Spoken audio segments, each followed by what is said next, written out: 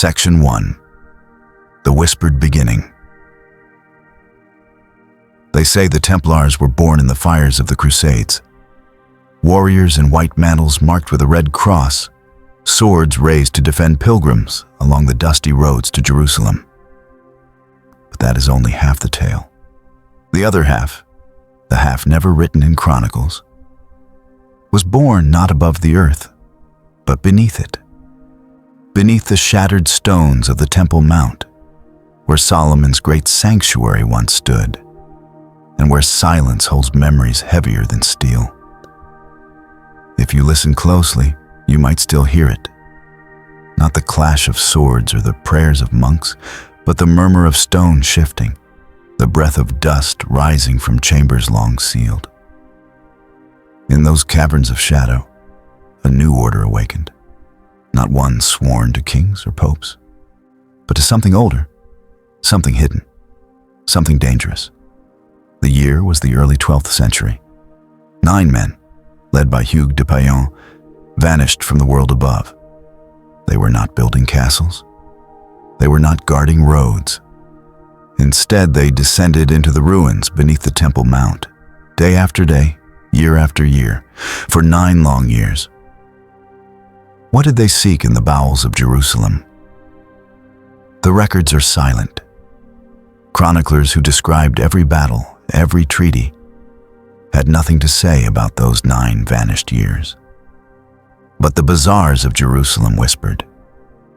They spoke of strange tools carried beneath the mosque, of velvet-wrapped scrolls lifted from rubble, of symbols painted onto parchment no priest dared bless. Imagine it. A night in Jerusalem, the desert wind scraping across broken walls, a lamp flickering in the hand of a knight, the heavy stone slab pried loose, dust spilling out like breath held for centuries, a narrow stairway descending into blackness. One knight steps forward with a torch, and in that moment, the world above, the armies, the kings, the sermons, slips into silence. What did they find? Some say hidden chambers lined with carvings no Latin tongue could name. Spirals, stars, interlocking circles etched into stone as if the builders had mapped the sky itself. Others speak of scrolls, brittle with age, filled not with scripture but with diagrams of the human body, calculations of heavenly cycles, geometries linking earth and stars. It was not treasure. It was not gold. It was knowledge. Knowledge older than Christendom. Knowledge dangerous enough to shake Rome itself. When the 9 knights finally emerged, their faces had changed. They were still warriors, yet, but their eyes carried the weight of something vast and unspeakable. Their silence was not the silence of humility. It was the silence of guardianship. And soon, their mission, at least the one the world could see, began to change. They spoke in codes. They built with proportions no mason of their age should have understood. They carried secrets that made them more than defenders of pilgrims. They had become keepers of something buried, a covenant forgotten, a flame lit in darkness. History books will tell you the Templars served Rome faithfully, that they fought bravely, prayed devoutly, and rose to wealth and power by papal blessing. But look at what was not written. The 9 years erased from record, the sudden leap in architectural knowledge, the symbols carved into chapels that echoed the stars. These are not accidents. They are shadows. Shadows cast by a truth too dangerous to be spoken. And so, a new order was born. Not merely the Knights Templar, protectors of pilgrims, but the Order of Solomon, the silent guardians of a covenant hidden beneath stone. They did not shout their creed from pulpits. They inscribed it in geometry. They veiled it in symbols. They preserved it in silence. What was this covenant? Was it a pact between Solomon and the divine, sealed in architecture, not scripture? Was it a bloodline, preserved in secrecy, carrying resonance no crown could grant? Was it the knowledge that temples were not just houses of worship, but machines of alignment, bridges between earth and heaven, powered not by prayers, but by proportion? We cannot know for certain, but we can follow the traces. Look at the Gothic cathedrals that rose where once stood crude churches. Their windows mapped the constellations, their arches sang with hidden harmonics. Their very stones seemed tuned like instruments. This was no ordinary faith. This was knowledge translated into architecture, knowledge whispered from those 9 silent years. Even the symbol of the Red Cross was more than it seemed. To the world, it marked sacrifice and purity. To those within, it was geometry, a cipher echoing the layout of Solomon's temple itself. Every line, every angle carried meaning. To the uninitiated, it was devotion. To the initiated, it was revelation. So tonight, as you listen, imagine a candle on your desk trembling in the draft. Its light unsteady, casting shadows that move like whispers. That flickering flame is not unlike the torches the knights carried into the vaults beneath Jerusalem. And just as they must have wondered, so too do we. What did they truly uncover? Treasure or curse, wisdom or heresy? The answer was never written. The answer was never spoken. But the legacy of their silence still lingers, in stone, in symbol, in the restless questions that refuse to die. Because sometimes, truth does not shout. It does not march. It does not fight. It whispers, in silence, in shadow, and in stone. Section 2. 9 Nights, 9 Years. The chronicles of the Crusades are crowded with tales of armies clashing on desert plains, of kings bargaining for crowns, of relics paraded before trembling pilgrims. Yet in the midst of those loud years, there is a silence 9 years wide. For nearly a decade, the founders of the Templar order, 9 men only, slipped from the world's attention. No battles credited to them, no fortresses raised in their name, no roads cleared of bandits. Instead, they withdrew each day into the earth beneath the Temple Mount, returning only at night, their armor dusty, their words hushed. The silence was so unnatural that even the chroniclers of war, eager to embellish every deed of the Crusaders, did not know what to write. They left blanks, as if afraid to guess, and in those blanks, legends took root. In the bazaars of Jerusalem, whispers flowed like smoke. Merchants spoke of knights seen carrying strange tools into the ruins. Not swords or shields, but chisels, compasses, coils of rope. Instruments that gleamed like something pulled from Babylonian tombs. A shepherd claimed to have glimpsed velvet-wrapped scrolls borne away under cover of night. An old woman muttered that she saw one knight's hand stained not with blood, but with ink black as pitch. What work could demand such secrecy, such silence, such devotion? 9 years, 9 men. It is difficult to imagine such patience in a world aflame with war. Yet they endured it, day after day, beneath stone corridors carved centuries earlier.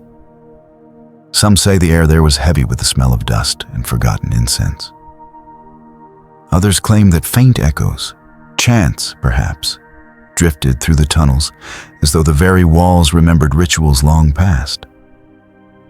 Picture them, descending narrow steps, lit only by torches, their white mantles brushing the stone, the flame revealing symbols etched where no pilgrim would ever tread.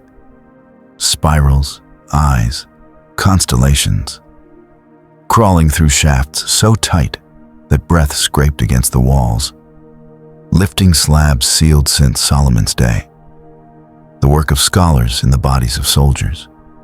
Why would warriors abandon glory and land for such toil? Because what they sought was not gold to be weighed, but something weightless yet immeasurable. A secret, a covenant. Whispers claim they found fragments of Solomon's own writings, texts older than the Gospels, guarded by a priesthood lost to memory. Others believe they uncovered a vault, Section 3. The vaults beneath. The 9 years of silence were not spent in idleness. Each day, the knights disappeared into the dark beneath the Temple Mount, and there they dug, pried, and crawled through layers of forgotten stone. If Section 2 was the hush of absence, Section 3 is the echo of discovery. The Temple Mount was not merely a foundation of stone. It was a palimpsest, a layered memory of empires and faiths. Solomon's Temple, Herod's reconstruction, Roman destruction, Byzantine echoes, and finally the Al-Aqsa Mosque, all stacked upon each other like sediment of belief. To most, it was sacred ground. To the 9 knights, it was an entrance. The earth swallowed them whole. Narrow shafts led into chambers sealed so tightly that the air itself seemed older, colder.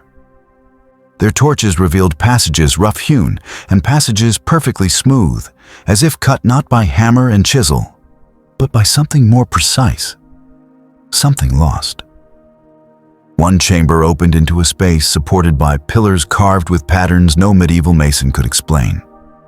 Spirals, interlocking triangles, and stars nested within circles. Symbols not of Latin or Hebrew origin, but a blend of languages older than any liturgy: Phoenician, Egyptian, and something else, alien to known alphabets. The knights stood in awe. These were not crypts for the dead, nor vaults of treasure. These were diagrams written in stone. Blueprints, not for buildings, but for understanding.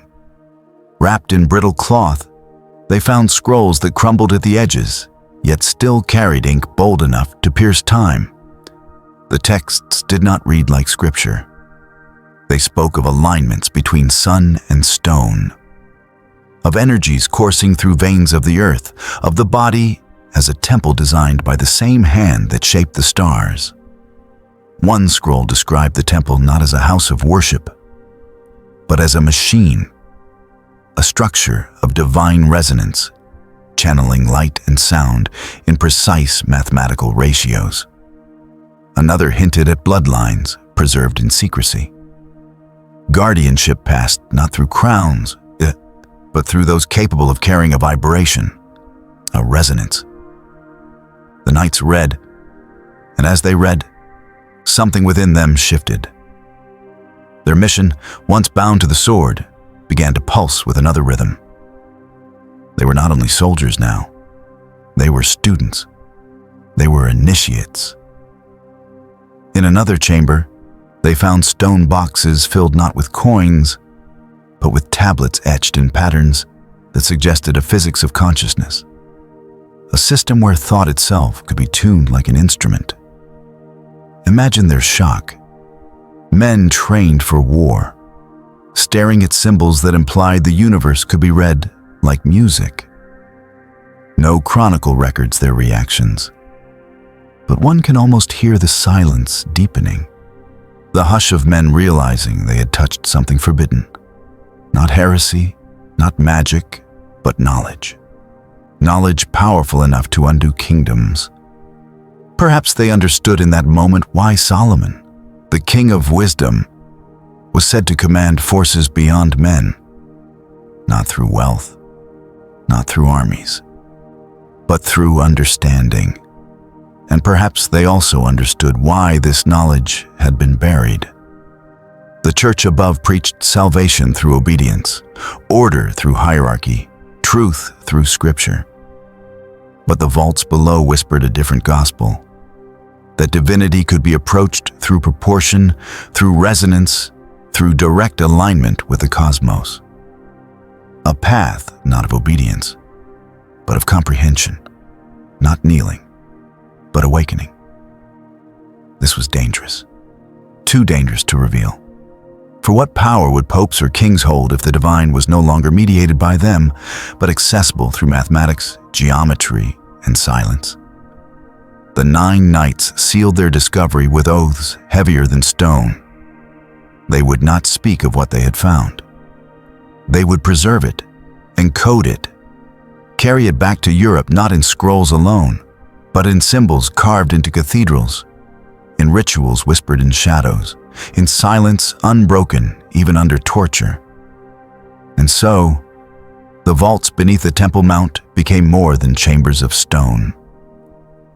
They became a crucible, the place where 9 men were unmade as soldiers and remade as guardians of silence. History tells us nothing of these chambers. Archaeology is silent, but the architecture of Europe speaks. The sudden rise of Gothic cathedrals, soaring, luminous, mathematically precise, was not born of ignorance. It was the translation of what had been uncovered beneath Jerusalem. The vaults were never emptied. They were never conquered. They were transformed into memory, carried in flesh and stone, encoded in proportion, hidden in plain sight. Even now, beneath the streets of Jerusalem, beneath centuries of rubble and prayer, there may still lie corridors sealed by dust and silence. If one were to descend deep enough, would the spirals still glow under torchlight? Would the tablets still hum with a presence older than religion? Would the air still carry that cold, still breath of secrets untouched by time? No one can say. Perhaps that is why the story endures. Because what was found beneath those stones was not merely history. It was possibility. And possibility, once glimpsed, cannot be unseen. 9 knights entered the earth. 9 years passed in silence. And from the vaults beneath Jerusalem, they emerged changed. Changed enough to defy Rome in silence. Changed enough to carve secrets into stone across Europe. Changed enough to birth an order that still whispers through time. The vaults beneath the Temple Mount were not a tomb. They were a womb. A womb of silence. A womb of geometry. A womb of fireless light. And from that womb, the Order of Solomon was born. Section 4. Transformation of the Order. When the 9 knights finally rose from the dust of Jerusalem, they carried no chests of gold, no jeweled crowns, no relics for the church to parade. Outwardly, they looked unchanged, still clad in white mantles, still bearing swords. But something within them had shifted, something subtle yet unmistakable. They had entered the vaults as warriors.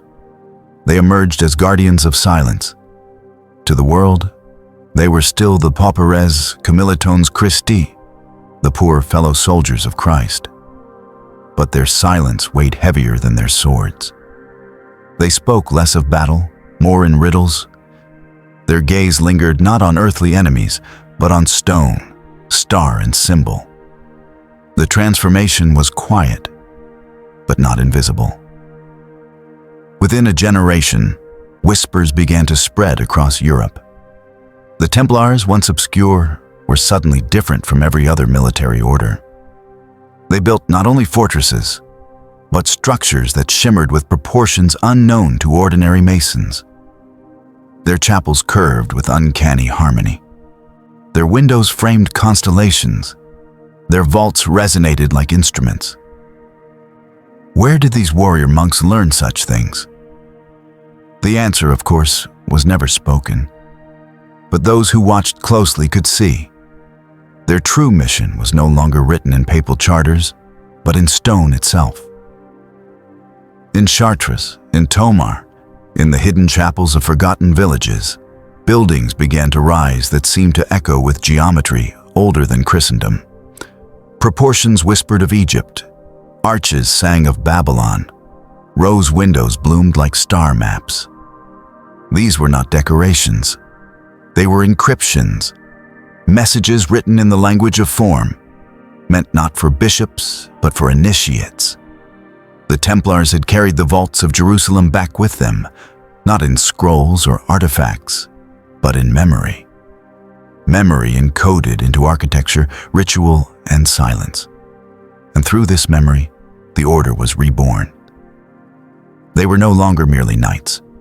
They were custodians of a covenant not sanctioned by Rome, but by Solomon himself. Their rituals deepened, oaths multiplied. The simple vows of poverty, chastity, and obedience became veils over something more complex. The first seal of silence. A vow to guard what they had uncovered, to bury it not in stone this time, but in flesh. Each brother who entered the inner circle became a living archive, a man who carried truths too dangerous to inscribe on parchment. It was this silence, more than their swords, that fueled their rise. For silence can be more powerful than proclamation. Silence makes others wonder. Silence becomes a mirror in which others see their own fears. Kings began to trust them with treasures. Nobles entrusted them with secrets. Pilgrims entrusted them with lives. Even the church, uneasy yet fascinated, showered them with privileges no other order had received. They paid no taxes. They answered to no bishop.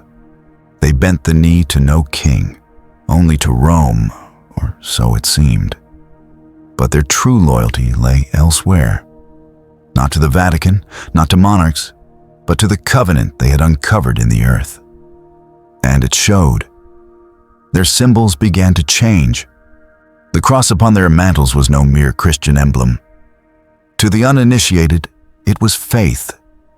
To the initiated, it was geometry.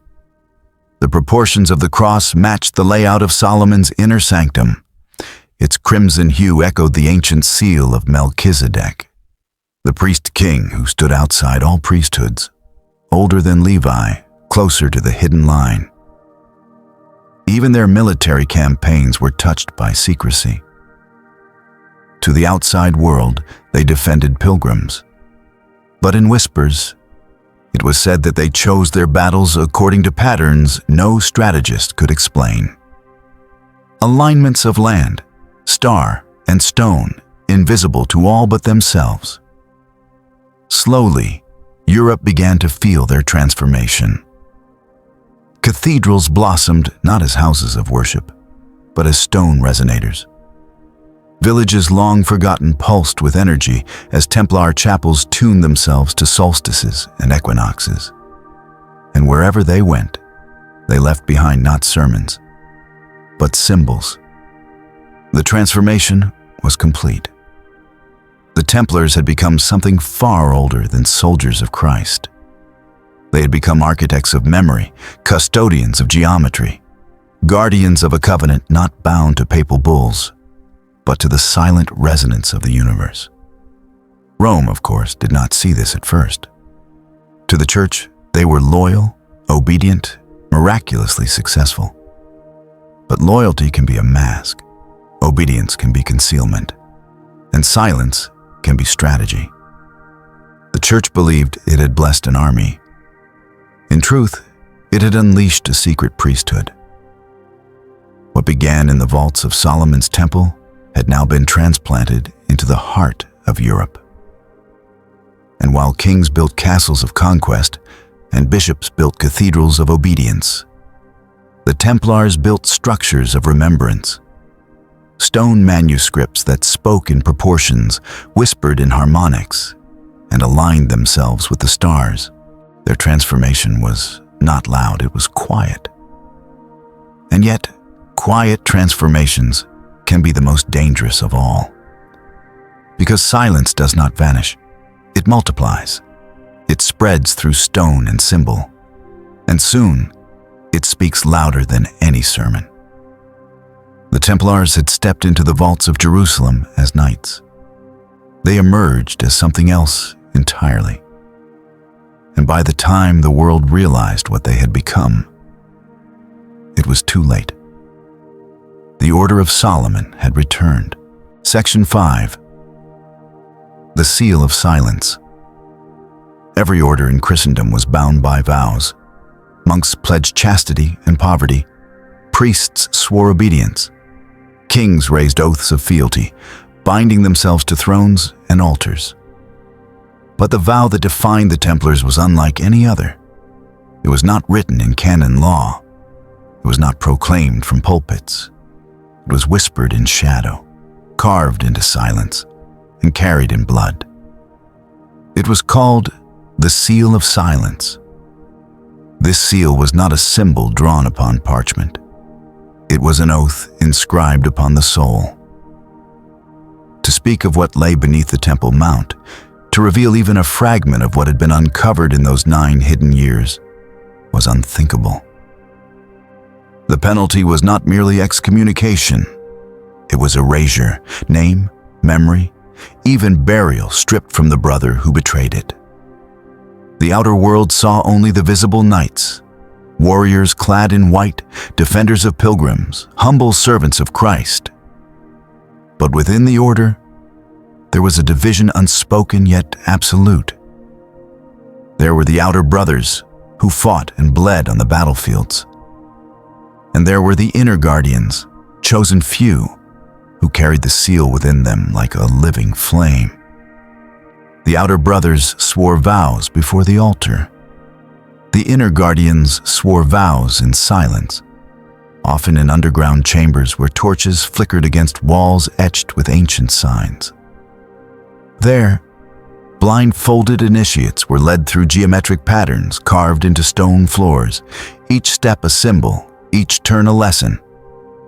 At the center, they stood within a circle inscribed with proportions whispered to echo the very design of Solomon's Holy of Holies. There they were told nothing, nothing written, nothing read, only silence, only the weight of presence. For the seal of silence was not about knowledge spoken, it was about knowledge preserved. One by one, candidates were tested, not by sword, not by scripture, but by silence itself. Could they endure the presence of the unspoken? Could they carry a truth too vast for words without the compulsion to reveal it? Only those who proved themselves vessels of restraint, guardians of mystery, were admitted. The seal was not passed through ink. It was passed through ritual. A touch upon the forehead with a fragment of stone said to have been pried from the vault. A whisper of names that were never written down. Names not of saints or bishops, but of ancient builders and forgotten kings. Then a gesture. A finger pressed to the lips. The eternal sign that silence was both shield and weapon. From that moment onward, the initiate was no longer merely a knight. He was a living archive. His body became the scroll. His silence became the lock. His very breath carried the covenant. To the world outside, nothing seemed different. The knights marched, prayed, fought, and built as before. But within their inner circle, silence had become the language of survival. Even their architecture reflected it. Cathedrals aligned with solstices, rose windows mapped constellations, hidden symbols carved into stone, 3 circles, interlaced triangles, a finger pressed to the lips of an angel. To the untrained, these were decorations. To the sealed, they were reminders, encoded memory, silent speech. The seal was not only protection against betrayal, it was preservation. Words can be burned, scrolls can be destroyed, but silence lives within flesh, carried from master to initiate, generation to generation. It was this silence that terrified Rome more than any sword. For a blade can be broken, but silence cannot be killed. Silence survives in symbols, in stone, in bloodlines hidden in plain sight. The Church attempted to bind the Templars with papal blessings, to claim them as its own. But the seal made them answer to a covenant older than Rome. They bowed in public ceremonies, yes, but within, they bowed only to silence. Consider the paradox. A military order more feared for its silence than its armies. Men who rode into battle without fear, but who trembled before the thought of breaking the vow they carried. For to betray the seal was not merely treason against brothers. It was betrayal against time itself, against Solomon, against the covenant buried beneath the earth. And so they guarded it fiercely. Through coded manuscripts that appeared as pious prayers to outsiders but revealed cosmic diagrams to the initiated. Through rituals of purification that mirrored Essene traditions, washing not only the body, but the very resonance of the soul. Through hidden genealogies, not of noble titles, but of initiates capable of bearing the vibration of silence. To the outer world, the Templars were rich, powerful, arrogant. To the initiated, they were poor in words, rich in silence. Perhaps this is why their downfall centuries later came not through armies, but through accusations whispered into courts. For silence breeds suspicion.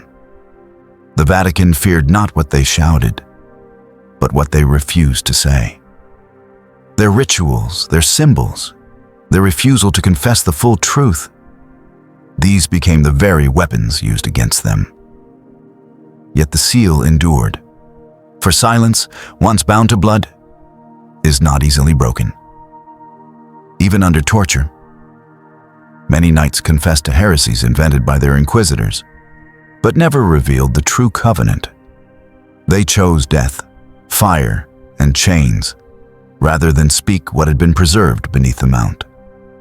That is the paradox of silence. It appears fragile, but it outlasts empires. It survives fire, exile, suppression. It becomes memory, myth, echo. The seal of silence was never a chain. It was a sanctuary, a shield around knowledge too vast to be spoken, too sacred to be reduced to words. A reminder that some truths can only survive when veiled. And so, while kingdoms rose and fell, while the church thundered in decrees, the Templars guarded their covenant not with noise, but with quiet, not with proclamation, but with patience, not with armies, but with silence. Because silence, once chosen, becomes immortal. And through the seal of silence, the legacy of Solomon endured. Section 6. The architecture of memory. If silence was the Templars' first weapon, stone was their second. For silence cannot remain forever in the heart alone. It seeks expression, not in words, but in form. And so, across Europe, the Templars began to build. From France to Portugal, from England to the sunlit hills of Iberia, chapels and commanderies rose under their hands. To the eye of the ordinary pilgrim, they were simple houses of worship, places to kneel and pray. But to those who could read the language of form, they were manuscripts in stone, each line a phrase, each ratio a secret. The Gothic cathedrals that blossomed in the 12th and 13th centuries did not emerge by chance. They arrived suddenly, almost impossibly, as if knowledge forgotten since Egypt or Babylon had returned overnight. Vaulted ceilings soared like wings, arches lifted not only weight, but spirit. Windows bloomed into roses that mirrored the heavens. How did warrior monks learn such secrets of proportion? How did men trained in battle design structures that harmonized with solstices, equinoxes, and constellations? The answer is whispered in their silence. They carried the memory of the vaults beneath Jerusalem. At Chartres, the cathedral floor unfurls into a labyrinth. Its winding path not merely a symbol of pilgrimage, but a map of the cosmos, a mirror of initiation. At Tomar in Portugal, the rotunda echoes the Holy Sepulchre. Yet its geometry is tuned to proportions older still, whispering of Solomon's own sanctum. At small chapels scattered across forgotten villages, windows and doorways are aligned not by accident, but by celestial precision. Sunlight piercing altars at exact moments of the year, embedding cosmic calendars into daily prayer. To the uninitiated, these were miracles of craftsmanship. To the Templars, they were instruments of resonance. Each structure hummed with frequency, tuned like an instrument to the geometry of heaven and earth. The outer church preached salvation through confession and creed. The inner Templars built salvation into stone. Consider the rose window, its petals unfolding in perfect symmetry. To the pilgrim, it was beauty. To the initiated, it was sacred geometry, the flower of life, the cosmic pattern whispered in scrolls beneath the mount. Consider the pointed arch. Stronger than the Roman curve, yet also symbolic of ascent, of convergence between earth and heaven. Every choice encoded meaning, every ratio carried memory. It was not art, it was encryption. Their buildings spoke in silence to those who knew how to listen. Ratios of 1 to the square root of 2, alignments with Orion and Sirius, columns carved with spirals that echoed the flow of energy through body and cosmos alike. The cathedrals were not built to impress bishops. They were built to preserve the covenant in plain sight. The Templars became architects of memory. They understood that words could be burned, scrolls confiscated, oaths broken under torture. But stone endures. Stone whispers across centuries. Stone hides in plain sight, daring the world to forget what is written upon it. And so they wrote not with ink, but with chisel. They hid not in libraries, but in labyrinths. They preserved not in parchment, but in pillars. Rome blessed their chapels, blind to the secrets within. Kings financed their buildings, unaware that they funded monuments to a wisdom older than crowns. Pilgrims prayed in awe beneath stained glass that shimmered with colors arranged like cosmic maps, never realizing they stood inside diagrams of the universe. Only the initiated knew. Only those bound by the seal of silence could read the language. Imagine stepping into Chartres Cathedral as light floods the nave. To the ordinary eye, it is beauty. To the initiated, the light strikes at precise angles, illuminating stones placed as markers, creating a living sundial that aligns the earthly and the celestial. Imagine entering Tomar, walking the circular rotunda, and feeling that you are inside a resonator.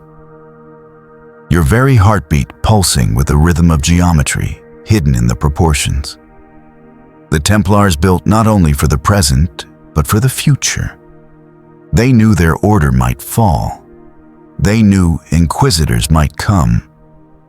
And so they ensured their covenant could not be erased. For as long as stone stands, memory endures. This was the architecture of memory. Sacred geometry disguised as devotion, cosmic patterns veiled as ornament, forbidden knowledge hidden in chapels where no one thought to look. Even now, centuries later, scholars puzzle over how Gothic cathedrals appeared with such sudden mastery, how masons in remote villages traced the golden ratio with precision rivaling ancient Alexandria, how warrior monks seem to hold the secrets of stars. The answer is buried in silence, in stone, in proportion. The Templars had touched something beneath Jerusalem, and through architecture, they carried it across continents. What they could not say, they carved. What they could not write, they measured. What they could not confess, they preserved. Each cathedral was a vault. Each chapel was a manuscript. Each stone was a word in the language of memory. And though kings would betray them and popes would condemn them, the architecture remains. Silent, steady, waiting. Because stone does not forget. Section 7. The Covenant Reborn. The Templars had begun as servants of Rome, their charter sealed by papal decree, their mission wrapped in the language of holy war. Yet the deeper they carried their silence, the more their allegiance shifted. For beneath the stones of Jerusalem they had uncovered not just scrolls and symbols, but the shadow of an older promise. A covenant long buried, long forgotten, long erased. This covenant was not the covenant preached from altars, not the one written into gospels, nor codified by councils.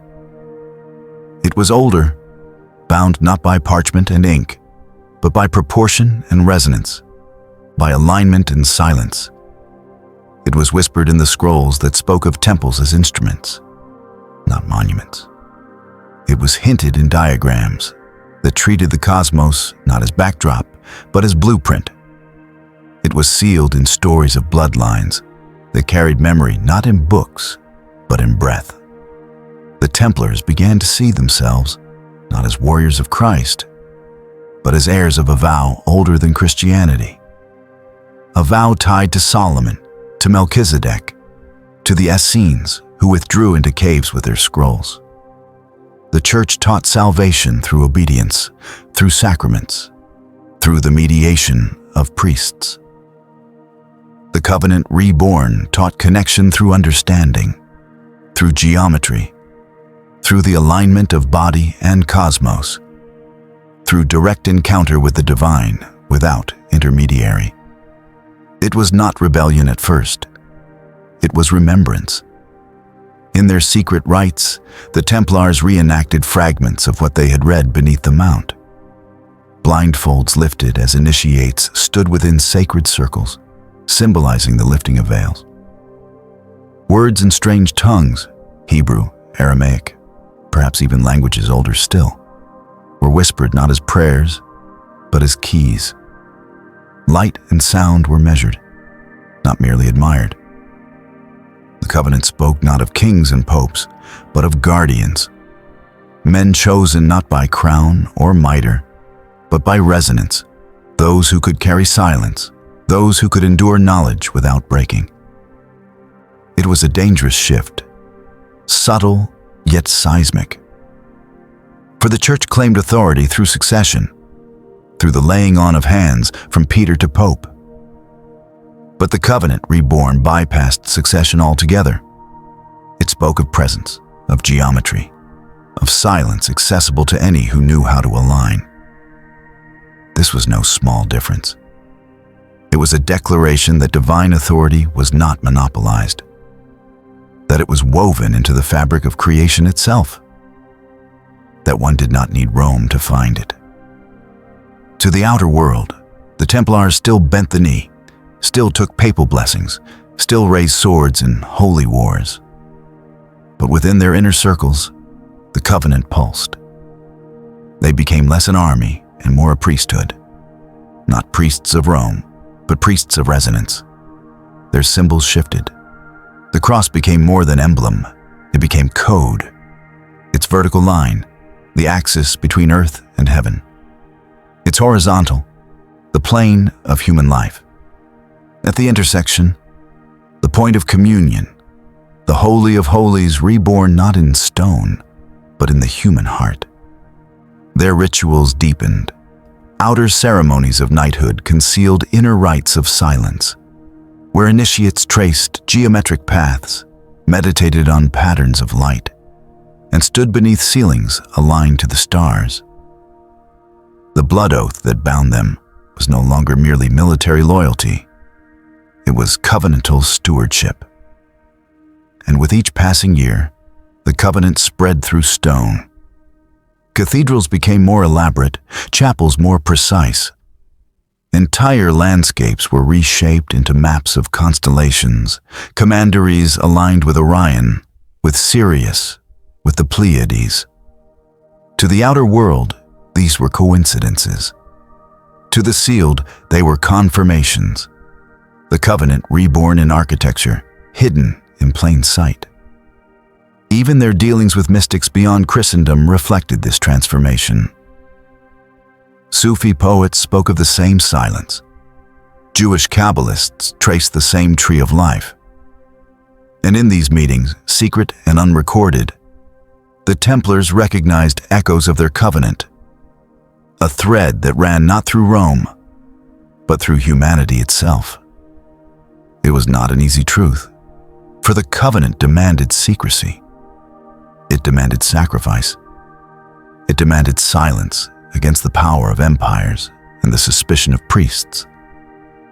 But the Templars embraced it. They saw themselves not as traitors to Rome, but as guardians of something Rome could never hold. They wore the red cross, yes, but beneath it lay a geometry older than any pope.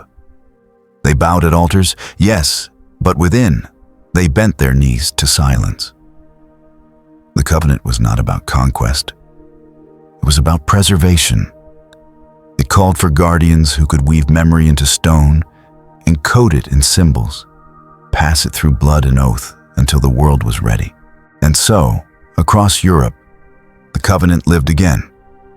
In Chartres, in Tomar, in Rosslyn, in chapels no one remembers, in symbols carved into stone angels pressing a finger to their lips.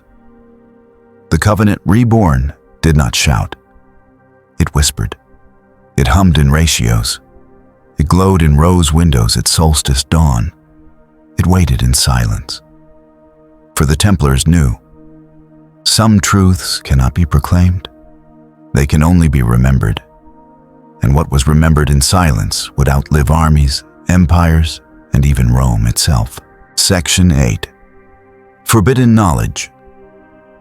Every covenant requires a foundation, and the foundation of the Templar covenant lay not in papal bulls nor in royal charters, but in fragments of knowledge unearthed beneath the Temple Mount. Knowledge that no church could bless, no king could own, and no scribe could safely copy. It was forbidden not because it was false, but because it was too true. Whispers say the 9 knights found scrolls sealed in jars, their parchment brittle with centuries of dust. Some bore Hebrew letters older than any known Torah. Others spiraled with symbols that resembled no language of man, but patterns of stars, spirals, and geometric forms. There were diagrams of the human body traced with lines that suggested currents of unseen energy. There were cosmologies that described not heaven above and earth below, but a continuum, a resonance binding them as one. The Templars read, and the world they had known began to fracture. One scroll described the temple not as a sanctuary for worship, but as a machine of alignment, a structure designed to tune the earth to the heavens, a resonator built on sacred proportions. Another spoke of bloodlines, not in terms of royal lineage, but of resonance, carriers of memory woven into flesh. Another outlined a covenant, not written in words, but in geometry, a pact between heaven and a chosen few, capable of preserving the balance of creation. These were not doctrines Rome could tolerate, for if true, they undermined every claim of the Church to be the sole gatekeeper of divine authority. The knights swore silence. They copied fragments in secret. They committed diagrams to memory, redrawing them on wax tablets at night, only to destroy them by dawn. They encoded insights into rituals, into architecture, into symbols carved on stone. For they knew these truths, if spoken, would bring fire from Rome. What they found challenged not only theology, but reality itself. There were texts hinting that consciousness could be tuned, shaped, passed like a current through initiation. That sound and proportion were not mere abstractions, but forces that could bend matter and mind. There were references to angels not as winged messengers, but as intelligences of geometry, patterns that governed creation. There were hints of a temple not built of stone, but of light, rhythm, and time. a living sanctuary mirrored in the stars and in the body of man. For knights raised in the simplicity of Crusader piety, these revelations were devastating. Yet they did not turn away. They understood that what they had uncovered was not meant for the masses. It was not salvation for all. It was stewardship for the few. And so they became guardians of forbidden knowledge. When they returned to Europe, they carried no relics to display, no treasures to flaunt. They carried silence, symbols, and fragments of a science of the sacred. Their chapels became coded vaults. Their rituals became reenactments of cosmic alignments. Their architecture became archives, each arch, window, and proportion a page in a book of memory. To the pilgrim, their churches were houses of prayer. To the initiated, they were instruments of resonance, preserving the forbidden knowledge in plain sight. Rome suspected, of course. Whispers reached the Vatican of strange rituals, of scrolls hidden in commanderies, of knowledge passed in silence. But the Templars had already hidden the knowledge deeper than the Church could reach. It was not in libraries. It was not in treasure chests. It was in men. It was in blood. It was in stone. The forbidden knowledge became the true treasure of the order. Not gold, not relics. Knowledge.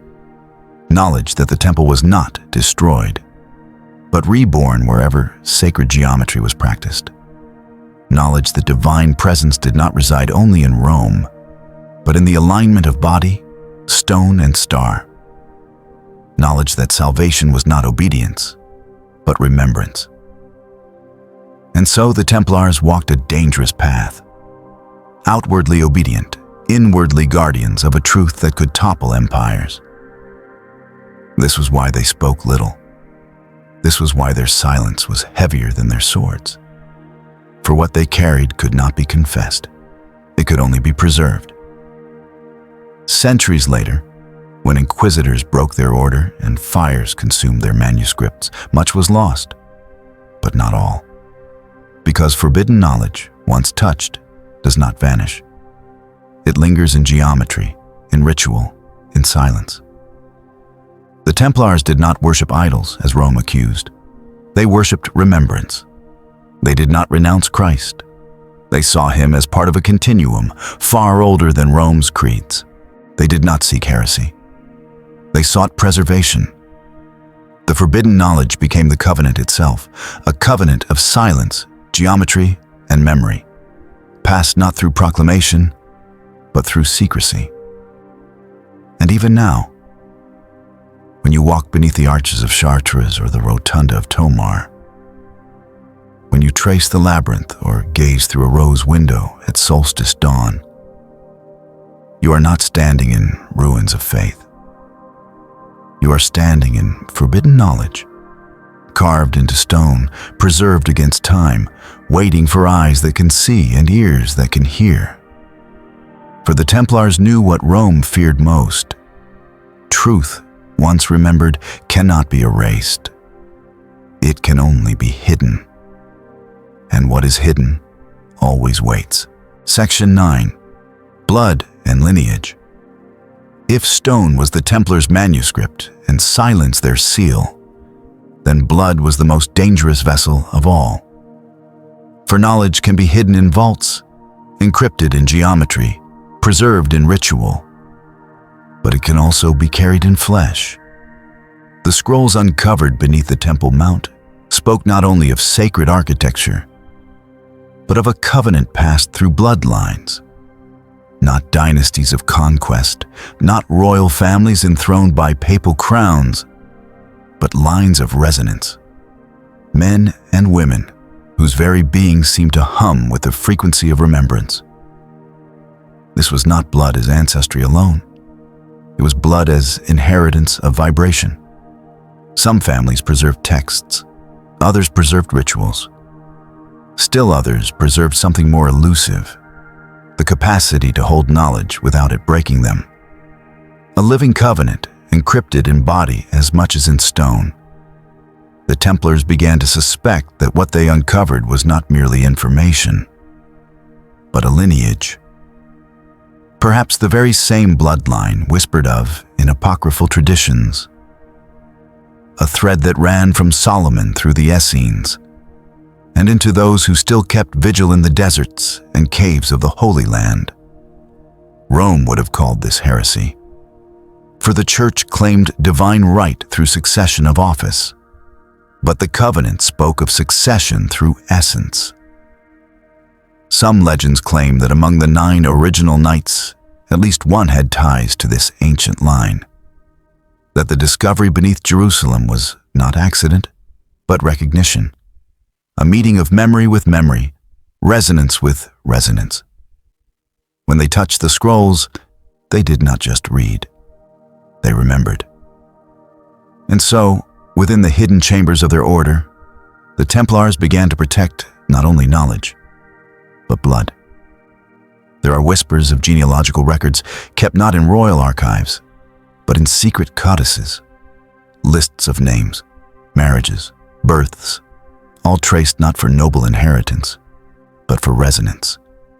Who carried the spark? Who could bear the silence? Who might, if need came, carry the covenant into another age? Not every knight was admitted. Not every initiate was capable. The seal of silence tested loyalty. The bloodline tested essence. Only those who passed both could stand within the inner circle. In their chapels, symbols of blood and lineage appeared in disguise. Stained glass depicting vines curling around stars, statues of Madonnas dark and mysterious, their hands resting not on crowns, but on wombs. To the unknowing, they were simple devotions.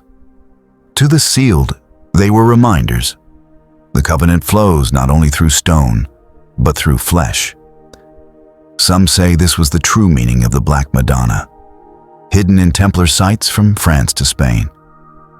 Her darkness symbolized not sin, but mystery, the womb of unspoken knowledge, the feminine vessel of the covenant. To the Church, she was tolerated as local devotion. To the Templars, she was the cipher of bloodlines, the silent guardian of a living inheritance.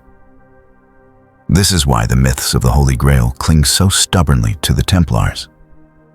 Not because they guarded a chalice of gold, but because they guarded the idea of a vessel of flesh. The Grail was not a cup.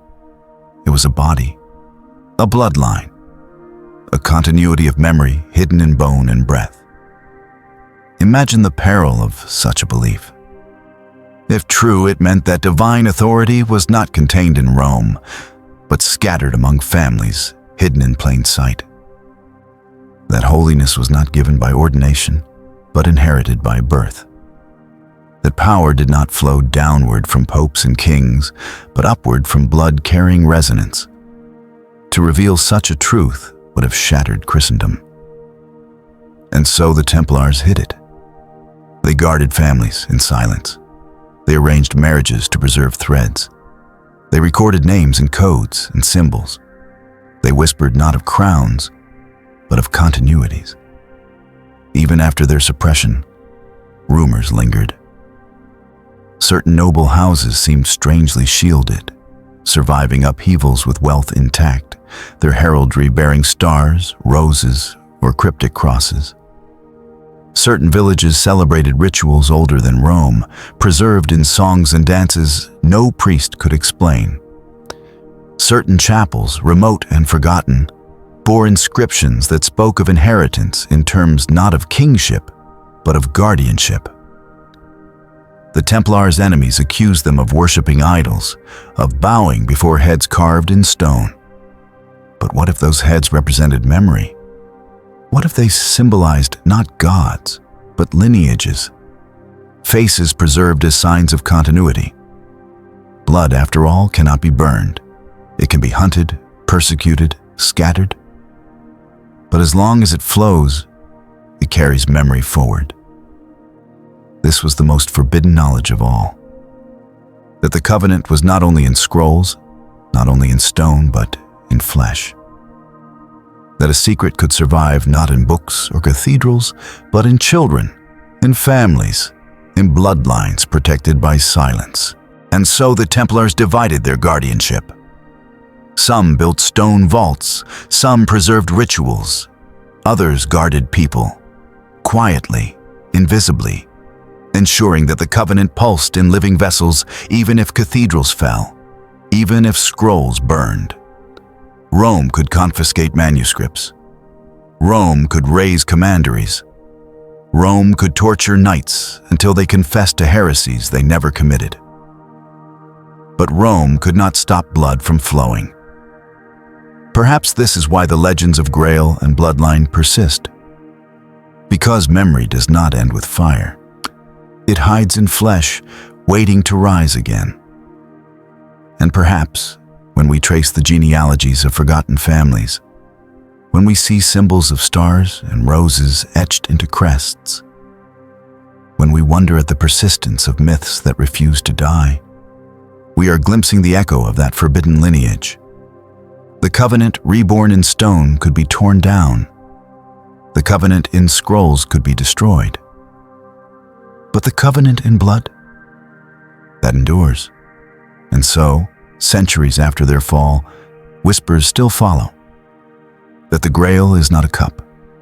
That the covenant is not a creed. That the guardians walk still, unmarked, unknowing even of their own inheritance. For blood is the most secret archive. And the Templars knew it. Section 10. Rome's Shadow. For a time, the covenant lived unchallenged. Cathedrals rose in stone hymns. Pilgrims knelt in chapels built upon hidden proportions. Families whispered lullabies that carried echoes of forbidden songs. The Templars grew rich, respected, feared. Outwardly, they were loyal sons of the Church. Inwardly, they guarded a truth that Rome could never sanction. But silence cannot hide forever. In the corridors of the Vatican, whispers turned to suspicion. How had these knights risen so quickly? How had warriors become architects of geometry rivaling Alexandria? How had their coffers swollen beyond those of princes? How had their silence deepened even as their power spread?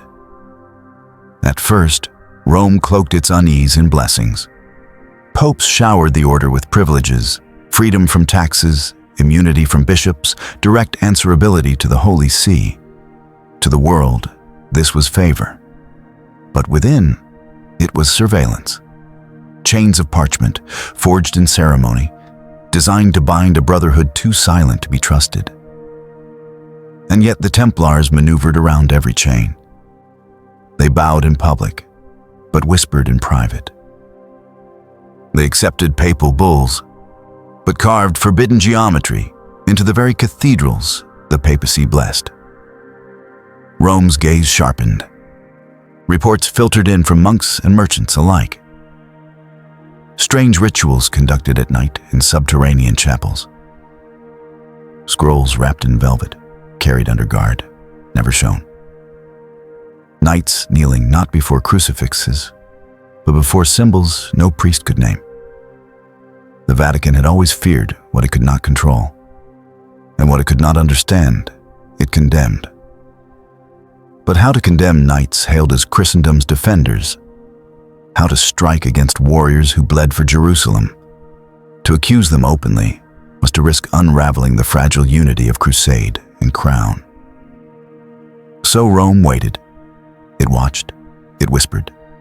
Behind the facade of blessing, seeds of doubt were sown. Stories of heresy spread quietly, that the Templars denied Christ, spat upon the cross, worshipped strange idols. To the faithful, these rumors sounded unthinkable. Yet the more the Templars kept silence, the more silence itself became suspicious. For Rome, silence was not obedience. It was defiance. The Vatican's shadow stretched further. In councils behind closed doors, cardinals debated whether the order's knowledge threatened the very monopoly of salvation. For if the Templars truly carried a covenant older than Rome, then Rome's authority was illusion. The Church had long built its throne on the claim to be sole gatekeeper of heaven. But the Templars whispered of another gate, a gate written in stars, carved in stone, pulsing in blood. That could not be tolerated. And so the slow dance of surveillance gave way to strategy. Inquisitors were trained, not for peasants accused of witchcraft, but for knights who spoke too little. Spies slipped into commanderies. Manuscripts were sought, seized, or burned. Bishops muttered of strange idols, preparing the ground for accusation. Meanwhile, the Templars carried on their double life. In public, they defended pilgrims, built fortresses, managed wealth. In secret, they preserved forbidden knowledge, conducted hidden rites, and built cathedrals aligned to heavens. It was a fragile balance, and Rome, ever patient, bided its time. The red cross on Templar tunics became a paradox. To the masses, it was a sign of purity and sacrifice. To Rome, it began to look like a cipher, a symbol not of loyalty, but of geometry. For its arms mirrored the sacred proportions of Solomon's temple, its color echoed seals older than Christendom. It was as if the knights wore rebellion upon their chests, cloaked in the guise of devotion. Suspicion hardened into fear, fear hardened into hostility, and hostility prepared the ground for betrayal. Yet the Templars did not resist. They knew Rome's gaze was upon them. They knew the silence was thinning. They knew suspicion was coiling in the Vatican's shadow. Still, they guarded their covenant, for to abandon it was to abandon not only knowledge, but essence. It is said that within the Vatican itself, hidden in secret archives, documents were sealed away. Scrolls taken from seized commanderies, letters between Templar masters, fragments of geometry the Church could not explain. These were not destroyed. They were hidden. For Rome feared them too much to burn, yet feared them even more to reveal. The watchers within the Church, the keepers of shadow, understood the danger. They knew the Templars had touched something real, something powerful, something older than Rome itself. They could not admit it, so they suppressed it. And so, beneath the surface of blessing, the silent war began. Not of swords, but of secrecy. Not of armies, but of archives. The Vatican would paint the Templars as heretics. The Templars would preserve the covenant in silence, and in between, history would fracture. From this moment onward, every cathedral became contested ground, every ritual a risk, every silence a weapon. Rome's shadow grew longer. The Templars' silence grew heavier. The two paths, obedience and remembrance, could no longer walk side by side. And so the stage was set. The Church, the eternal city of authority, would one day strike. The Templars, guardians of forbidden knowledge, would one day fall. But in that fall, their covenant would scatter like embers. And embers hidden in stone, in blood, in silence. Embers never die. Section 11. The Seal of Silence. The Church wielded bulls and decrees, armies and inquisitors. The Templars wielded something quieter, yet more enduring. Silence. Not the silence of ignorance, but the silence of guardianship. A vow older than parchment, deeper than stone. They called it simply the seal. It was not given lightly. To wear the red cross upon one's chest was one thing. To bear the seal of silence was another entirely. The order divided itself in two. The outer brotherhood, the visible knights, rode in shining mail, defended pilgrims, manned fortresses. They were soldiers, bankers, landholders, the face the world saw. But within the order lay an inner circle, concealed even from many brothers, the guardians of the covenant. These men carried no titles recognizable to kings or bishops. They were not commanders in the military sense. They were custodians.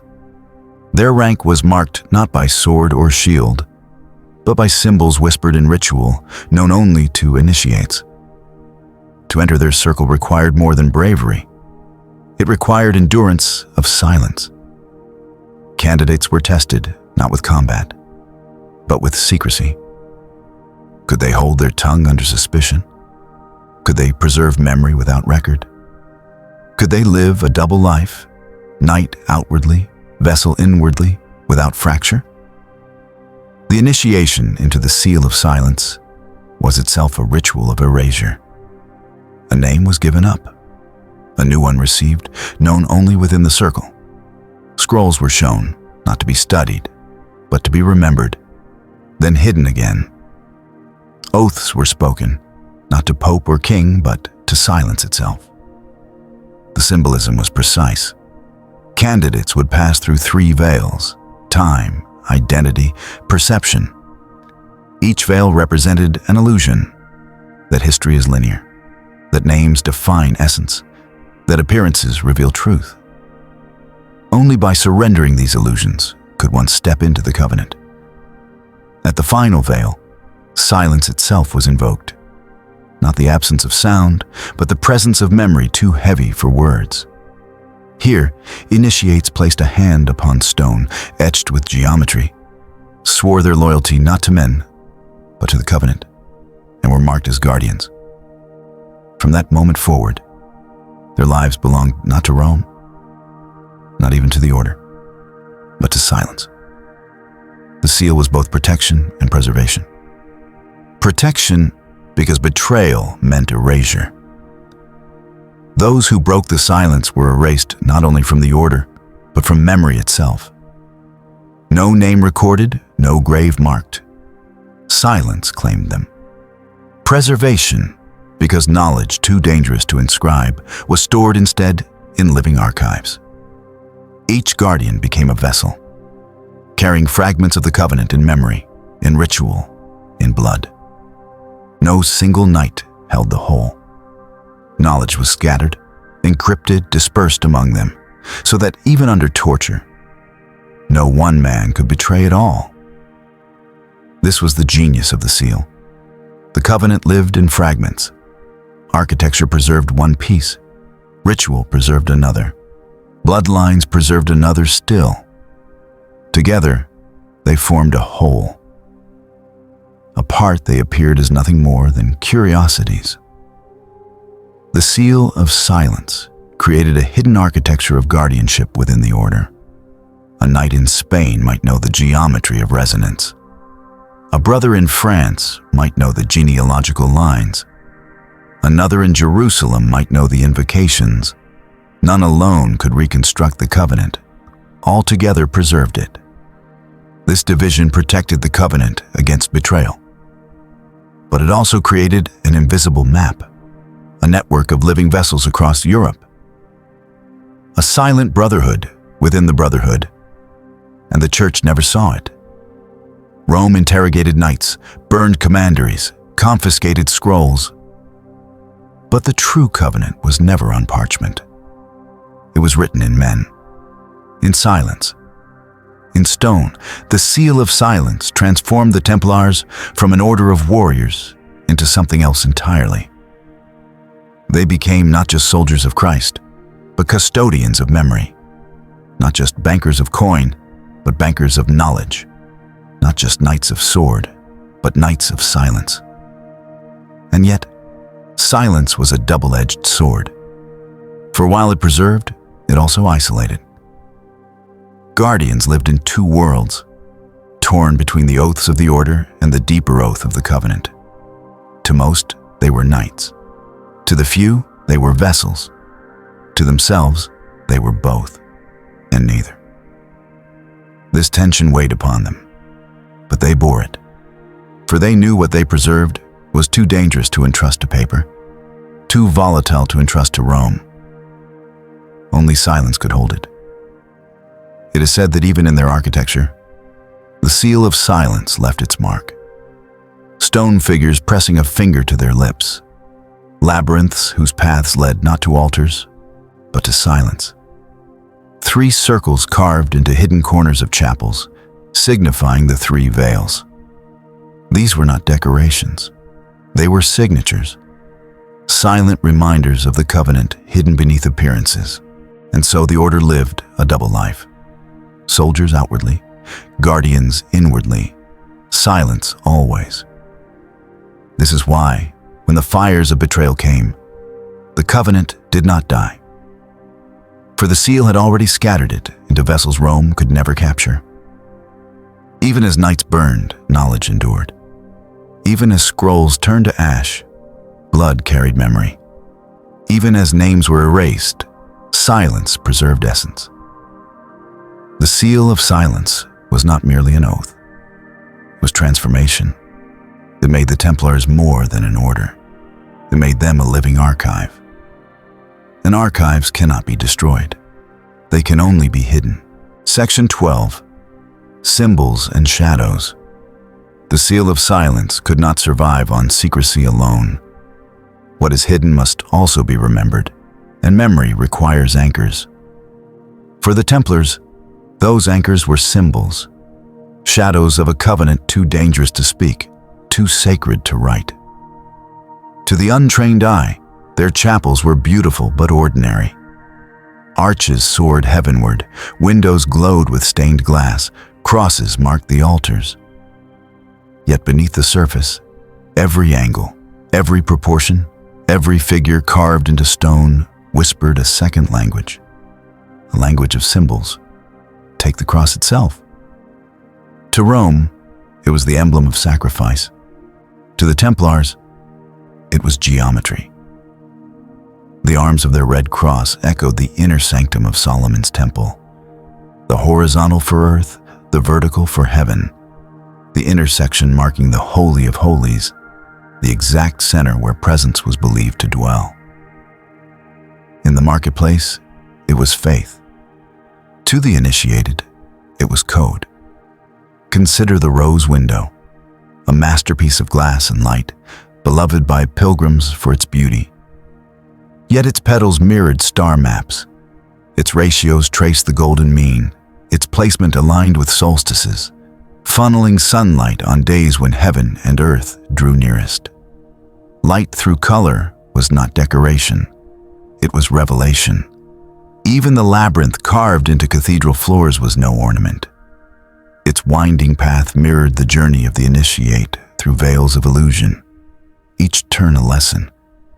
Each dead end a reminder that truth lies not in haste, but in patience. To the weary pilgrim, it was a prayer walk. To the sealed, it was initiation carved into stone.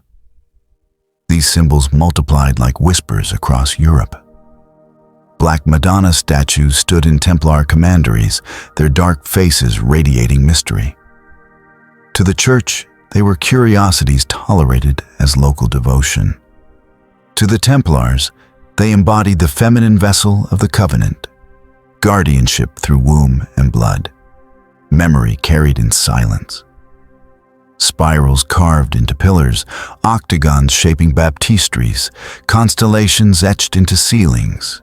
Each was a shadow of the covenant, hiding in plain sight. The initiated read them as one reads a book. The uninitiated saw only ornament. This was the brilliance of the Templars. They preserved forbidden truths, not by hiding them in vaults alone, but by disguising them as beauty. What the Church blessed as art was, in truth, encryption. What Rome admired as devotion was, in fact, defiance. In their symbols, the Templars encoded maps. Chapels in France aligned to Orion. Commanderies in Spain mirrored the Pleiades. The order's presence across Europe was not random. It was cartography of the heavens, etched into earth. As above, so below. To walk through Europe was to walk through a star map hidden in stone. And still Rome did not see. It saw only piety, not geometry. Only decoration, not encryption. Only devotion, not defiance. The Vatican, blinded by its own certainty, failed to recognize that the very cathedrals it blessed were monuments to a covenant it could never control. But those with eyes to see knew. Masons whispered of Templar proportions no ordinary builder could explain. Scholars puzzled at the sudden leap in architecture, as if ancient Egypt had whispered its secrets into medieval ears. Ordinary believers marveled at beauty. Unaware, they walked within resonating instruments of memory. The shadows deepened. In tapestries, symbols appeared. Stars woven into cloaks, roses blooming in corners, chalices hidden among patterns. In manuscripts, margins bore strange figures, serpents, spirals, eyes half-veiled. To most, meaningless. To the sealed, instructions. The order became a school of symbols. Their knights learned to read stone as scripture, light as language, geometry as gospel. A rose window was not just glass. It was a page. A labyrinth was not just path. It was a story. A chapel was not just a house of worship. It was a vault of memory. And through symbols, silence spoke. This was how the covenant endured. Not through open proclamation, but through shadows cast in stone, glass, and ritual. Symbols were their shield. Shadows were their language. But with every symbol carved, the risk grew. For shadows are not perfect disguises. Rome began to suspect. Bishops questioned the odd proportions, the strange statues, the rituals that lingered too long in silence. Whispers spread of heresy cloaked in architecture. The Templars knew the danger, but they also knew that symbols were their only chance. To bury everything in secrecy was to risk extinction. To speak openly was to risk execution. Symbols alone balanced both. Hidden in plain sight, preserved through beauty, disguised as faith. And so they continued. Every chapel a cipher, every cross a code, every shadow a whisper. The seal of silence had scattered the covenant into men. The symbols and shadows scattered it into the world. So that even if Rome's fire consumed knights and scrolls, stone would still speak. So that even if the order fell, the covenant would endure. And indeed, when betrayal came, that is what happened. The outer order burned, the inner covenant scattered. But the symbols remained. In cathedrals, in chapels, in ruins, in memory. Symbols and shadows. The eternal whisper of a covenant too sacred for words, too dangerous for Rome. If you walk among them now, if you trace a labyrinth, if you stand beneath a rose window at dawn, if you kneel before a black Madonna whose eyes seem too alive, you are not just standing in history. You are standing in silence made visible. For silence is never truly empty. It is filled with shadows. And the Templars knew how to carve those shadows into eternity. Section 13. The Fall. The end did not come with swords upon a battlefield, but with parchment sealed in wax. It came not in glory, but in betrayal. A single day, whispered forever in dread. Friday, the 13th. By then, the Templars had risen higher than any knightly order in Europe. Their coffers overflowed with wealth. Their chapels spanned kingdoms. Their red cross was known in every court. Kings owed them money. Popes cloaked them in privilege. To the common believer, they were invincible. But Rome's shadow had been lengthening for years. Behind the blessings, suspicion hardened into fear. The Vatican could not tolerate an order it could not command. The whispers of strange rituals, hidden scrolls, and forbidden symbols grew too loud to ignore. And so, in council chambers lit by candle and secrecy, the decision was made. The Templars must be destroyed. The blow was swift, precise, merciless. On that October morning in 1307, across France and beyond, Knights were seized in their commanderies. Doors splintered, vaults ransacked, libraries torched.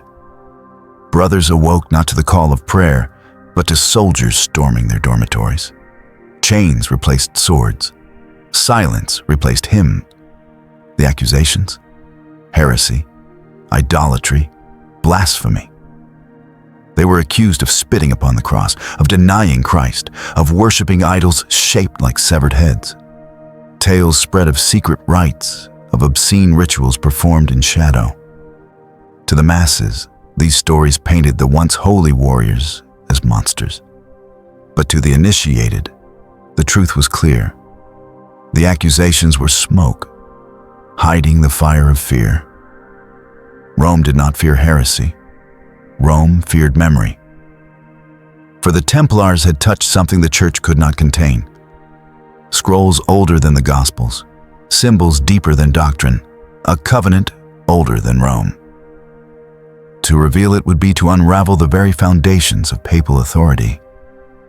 And so it was safer to brand them heretics than to admit what they guarded. Interrogations began. Torture chambers echoed with screams as inquisitors demanded confessions. Some brothers, broken on the rack, confessed to lies just to end the pain. Others held silence, even unto death. The seal was tested in fire.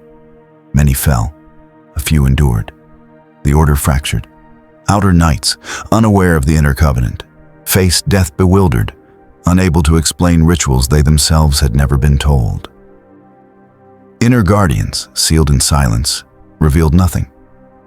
Better to burn than to betray. Better to vanish than to speak. The fires consumed not only men, but memory. Libraries of scrolls, some ancient, some newly copied, were reduced to ash. Manuscripts that might have revealed the covenant were erased in smoke. But even as ink turned to flame, the guardians moved quietly. Whispers tell of relics smuggled in cloaks, scrolls hidden within tapestries, symbols etched into stone before commanderies were seized. Women connected to the order, the daughters of silence, carried fragments of knowledge across borders, disguised as midwives, scribes, or healers.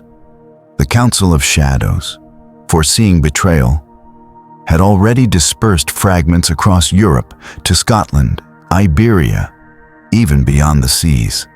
Rome thought it had destroyed the Templars. It had only scattered them. And yet, the cost was immense. Brothers burned in public squares. Grand Master Jacques de Molay perished in flames, proclaiming his innocence and calling Rome itself to judgment. Fortunes were seized, lands divided among kings. The order was officially erased, its name spat in sermons, its legacy twisted into heresy. To the world, the Templars were gone. But in silence, the covenant endured. For the guardians had prepared. The seal of silence meant no single man carried the whole. Fragments of scrolls survived in coded manuscripts. Fragments of geometry endured in cathedrals. Fragments of lineage continued in bloodlines, hidden in plain sight. Even as the Vatican congratulated itself, even as kings pocketed plunder, the covenant pulsed quietly, waiting. The fall of the Templars was not annihilation. It was dispersal, a scattering of embers.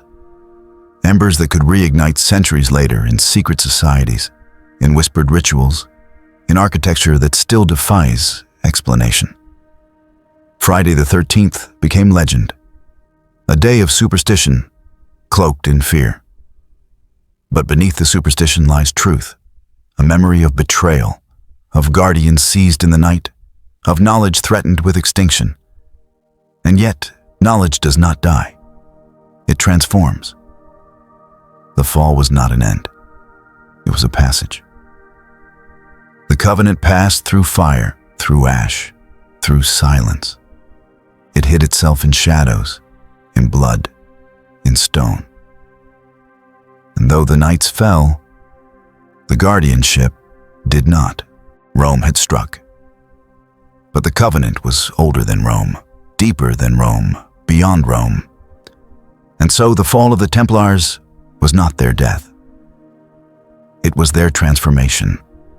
A brotherhood of swords became a brotherhood of shadows. Knights of the Cross became custodians of silence. Soldiers of Christ became guardians of memory.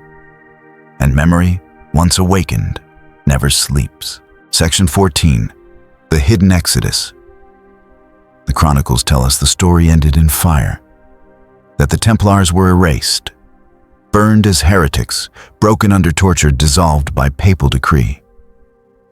But those who listen more carefully know the truth. The order did not vanish. It scattered. This was not chaos. It was design. The Guardians had foreseen the strike. The Council of Shadows had prepared for dispersal long before chains rattled in the night. And so, when the fires of Friday the 13th rose, fragments of the covenant moved like sparks in the wind, carried to places Rome could never reach. Some fled north, across the waters, into Scotland. There, in the rolling hills and mist-laden glens, they found sanctuary. The Sinclair family, whose blood traced old lines, received them in silence. Beneath Rosslyn Chapel, they whispered. Chambers were built not merely as crypts, but as vaults. Stone vessels echoing the very geometry of Solomon's temple. Symbols carved into its pillars, constellations etched into its ceiling, preserved the covenant in shadow. Others journeyed west. Ships vanished from the port of La Rochelle, never seized, never seen again. Where did they go? Legends whisper of voyages across the Atlantic, guided by Phoenician sea charts older than Rome. They carried not gold, but scrolls. Not treasures of wealth, but treasures of knowledge. Some say they reached distant shores long before Columbus, planting fragments of the covenant in lands unclaimed by the papal gaze. Still others turned east, into the deserts and mountains of the Levant. No longer knights in armor, they walked as seekers, blending with Sufi mystics whose silence mirrored their own. In secret gatherings, they exchanged more than words. Geometry for poetry, ritual for prayer, symbols for breath. They found echoes of the covenant in the 99 names of God, in the whirling dance of seekers, in the conviction that divine truth transcended creed. And in Iberia, where the Reconquista fractured old borders, the covenant found new masks. Orders of Christ in Portugal, Calatrava in Spain, names changed, banners altered, but the pulse endured. The Red Cross still flew, painted now upon sails that cut across oceans. With each voyage, fragments of the covenant were carried further, woven into architecture, hidden in maps, disguised as exploration. The hidden exodus was not retreat. It was strategy. Knowledge that might have perished in ash was scattered into the world like seeds. Each fragment planted in a different soil. Stone, blood, ritual, voyage. No single fire could consume them all. No single king could seize them. No single pope could silence them. In Provence, whispers lingered of convents where no prayers were spoken aloud. Only tones sung at sunrise. Echoes of chants once heard beneath Solomon's temple. In Venice, ledgers record the mysterious purchases of rare inks and ancient papyri by a woman known only by a crescent star seal, one of the daughters of the order, preserving scrolls through disguise. In remote monasteries, manuscripts surfaced centuries later, their margins filled with symbols no monk could explain. Spirals, veils, eyes, stars. Everywhere, fragments. Nowhere, the whole. The Exodus transformed the Templars from a visible order into an invisible network. They were no longer bound by a central commandery, no longer recognized by crowns or popes. They became whispers, ciphers, shadows. Some appeared in guilds of masons, others in secret schools of philosophy, others still in families whose blood carried silent memory. Rome declared victory, but the covenant had already slipped beyond Rome's reach. It moved in silence through generations, encoded in the dimensions of cathedrals, preserved in the geometry of chapels, hidden in the songs of troubadours, the lullabies of mothers, the tales of heretics who would not be silenced. It pulsed in the Black Madonna's gaze, in labyrinths carved into stone, in rituals disguised as ordinary rites of passage. The Exodus was not disappearance. It was metamorphosis. The knights ceased to be warriors of the cross. They became guardians of memory. Memory disguised as myth. Myth disguised as superstition. Superstition hiding truth. Even in persecution, they remembered. Even in exile, they whispered. Even in silence, they endured. The hidden Exodus left no single map, no one archive, no definitive trail. It left instead echoes, constellations of fragments, pieces scattered across continents, waiting for seekers to gather them again. That is why their story persists. Not because they survived as armies, but because they survived as resonance. Stand in Rosslyn Chapel at dawn, and you feel it in the geometry of light. Walk the labyrinth of Chartres, and you trace the journey they preserved. Sail the coasts of Portugal, and you sense the shadow of voyages guided by more than compass. Listen to the chants of Sufi dervishes, and you hear the same silence that once echoed beneath the Temple Mount. The Exodus ensured that Solomon's covenant was never extinguished.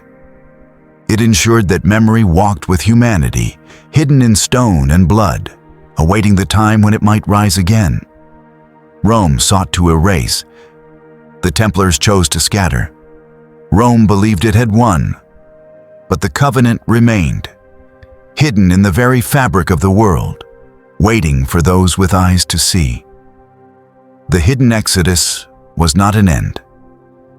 It was a beginning. And beginnings, like embers, wait only for breath. Section 15. The eternal covenant night falls across the ruins of history. The fires of persecution have long gone out, the banners of popes and kings reduced to dust. Yet the silence of the Templars endures.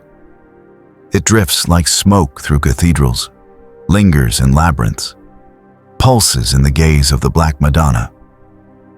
What Rome sought to bury has not died. It has only gone deeper. For the covenant was never meant for the masses, never meant to be shouted from pulpits or carved in laws. It was a flame too fragile for spectacle, too dangerous for power. It needed guardians, not rulers. Silence, not sermons. And so it survives still, not as an order of knights marching under banners, not as fortresses or fleets. It survives as resonance. Hidden in stone, whispered in ritual, encoded in blood. You can see it if you know where to look, in the proportions of a Gothic arch, in the placement of chapels across the land like stars across the sky, in the initiation rites of societies who claim no memory yet carry the same flame. The covenant lives in fragments, a geometry traced in stained glass, a story told in lullabies, a symbol etched into a forgotten wall. Each fragment alone is nothing.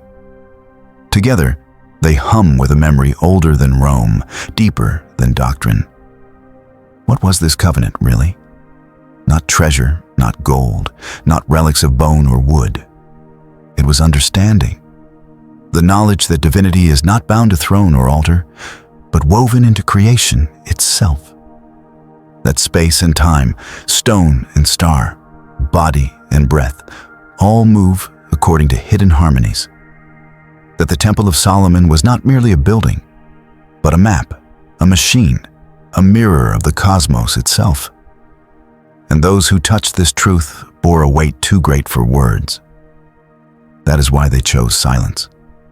For to speak was to risk distortion. To remain silent was to preserve. This is the paradox the Templars embraced, that the loudest truth must often be spoken in whispers, that survival sometimes requires disappearance, that fire cannot consume what has already become memory. Even now, centuries later, their silence speaks. In Roslin's shadowed arches, in Chartres' rose windows, in the star-shaped churches of Iberia, their covenant breathes. Not in sermons, but in stone. Not in records, but in resonance. Perhaps that is the true immortality. Not to survive as power, but to survive as mystery. The church declared them heretics. Kings called them traitors. Time branded them myth. Yet here you sit, centuries later, still listening, still wondering. Who were they really? What did they guard? Why did they fall? If their covenant was destroyed, why does its echo still reach us? The answer is simple, and yet inexhaustible. The covenant never left. It lives in silence, in shadow, in stone, and in you. For every seeker who feels that history holds more than the official record, every pilgrim who senses a resonance in sacred geometry, every dreamer who looks at the stars and sees patterns instead of chaos, you are already walking the path they preserved. The eternal covenant is not about the past. It is about memory carried forward. Not memory of names or battles, but of essence. That knowledge must be guarded. That wisdom must be preserved. That truth must sometimes hide until the world is ready. The Templars were not destroyed. They transformed. And the covenant they carried has never died. It hums in silence. It waits in shadow. It flickers in symbols. It whispers in stone. And perhaps, as you sit with these whispers, you realize something the Templars always knew, that you are part of the same story, that the covenant is not theirs alone, but humanity's. That silence itself is a flame, passed hand to hand, generation to generation, never extinguished. Close your eyes. Listen. Do you hear it? Not the voice of Rome, not the cries of kings, not the clash of swords. You hear the hum beneath it all. The same hum they guarded, the same hum Solomon traced, the same hum that the Templars scattered into the world. The covenant is eternal, not because it cannot be broken, but because it cannot be forgotten. And so even now, the guardians walk among us, not in armor, not in cloaks, not bearing swords, but in silence, in symbols, in remembrance. They need no name. They need no order. For the covenant they guard is not history. It is truth. And truth, once remembered, cannot die. In silence, it waits. In shadow, it endures. In stone, it speaks. And now, perhaps, in you, it awakens.